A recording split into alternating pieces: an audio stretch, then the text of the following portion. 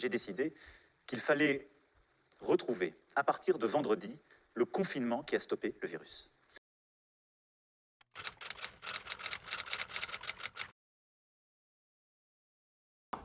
Alors, quelle est ta définition du féminisme? Qu'est-ce que ça évoque chez toi?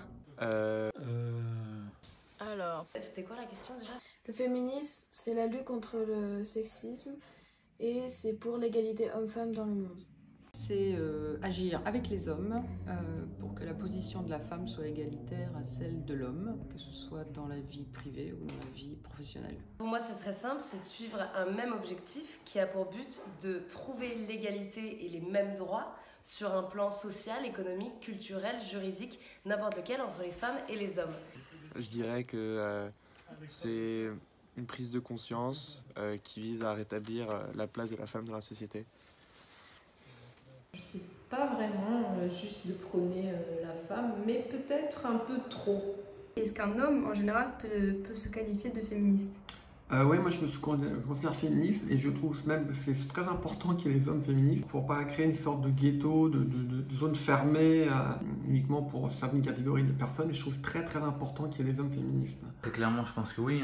Faut pas forcément être une femme pour être féministe. C'est plus un état d'esprit, une philosophie que tout le monde peut avoir, quel que soit le sexe, quel que soit l'âge, par exemple. Bien sûr, tous les hommes qui pensent que la femme est l'égale de l'homme et lui octroient cette place dans la société sont des féministes.